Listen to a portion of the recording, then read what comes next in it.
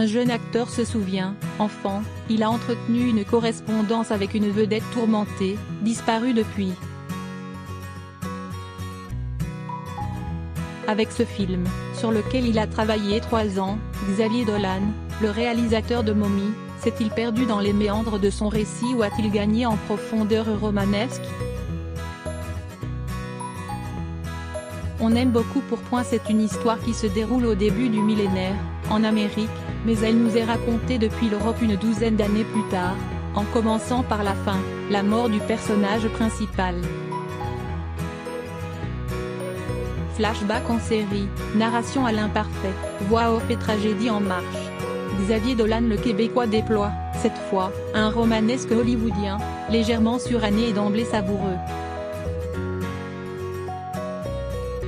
Comme dans Titanic, qui fut son premier choc de cinéma.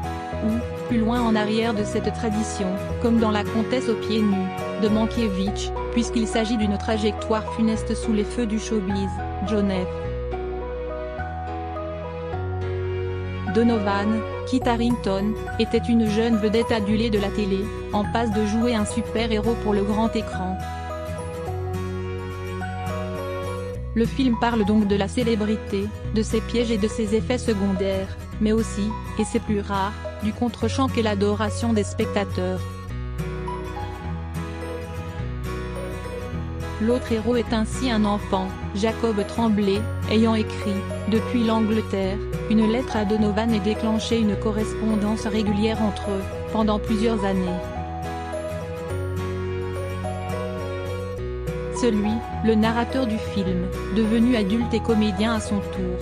Il n'a jamais rencontré son idole défunte, mais il sait tout de sa vie, et notamment qu'il cachait son homosexualité pour mener sa carrière. La construction en 2 époques et sur 2 continents, la langue anglaise, le néoclassicisme du style, autant de nouveautés pour Xavier Dolan, qui semble, a priori, loin de ses marques, Montréal à cran, les joutes verbales en joual, la différence assumée. D'un tel saut dans l'inconnu, il tire plusieurs morceaux de bravoure, comme ce rebondissement, la correspondance révélée entre Donovan et son fan enfant fait scandale aux États-Unis, de sorte que l'acteur vedette doit l'anier à la télévision, et provoque ainsi le désespoir de son petit correspondant. Une affaire médiatique retentissante pèse moins lourd, soudain, que le chagrin d'un enfant, de l'autre côté de l'océan. La compression de l'histoire, la première version montée durait plus de 4 heures, apporte aussi, paradoxalement, densité et nervosité, avec des ellipses mystérieuses, des personnages secondaires subtilement esquissés, comme la compagne officielle de John F. Donovan, en fait, une amie d'enfance, qui l'a entraîné vers New York et le métier d'acteur, et vit, sans joie, dans son ombre tout en lui servant de couverture. Mais la vraie surprise consiste à retrouver, malgré le changement d'échelle, l'empreinte intacte du jeune auteur et toutes ses obsessions. Après J'ai tué ma mère et Mommy, il y a, cette fois, non pas une mais 2 figures de mère aussi vénérées que haïes, Suzanne Sarandon, celle de Donovan, et Nathalie Portman, celle de l'enfant. Revient aussi l'art de magnifier les visages et leurs moindres expressions.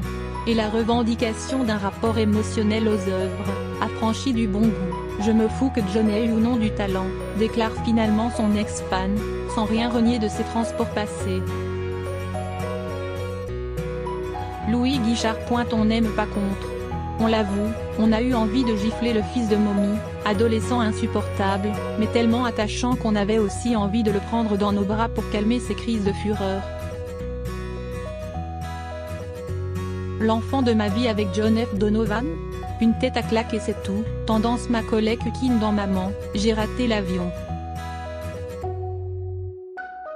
Aucune compassion pour ce gamin précoce qui devient hystérique devant une série télé crétine. Pareil pour la star en pleine crise existentielle avec qui le môme entretient une correspondance. Le cinéma de Xavier Dolan a perdu son caractère artisanal et donc son âme. Tout est expliqué, révélé, surligné. L'inévitable scène de chanson kitsch qui nous mettait la larme à l'œil auparavant, de Céline Dion à Françoise Hardy, tourne cette fois au ridicule avec bataille de mousse dans le bain.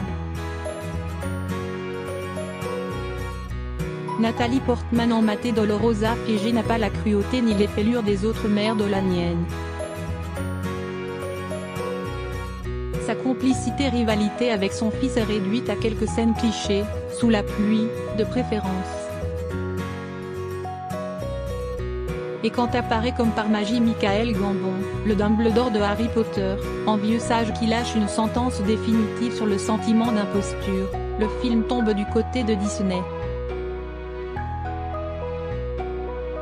Maman, j'ai perdu Dolan, Anne Dessuan.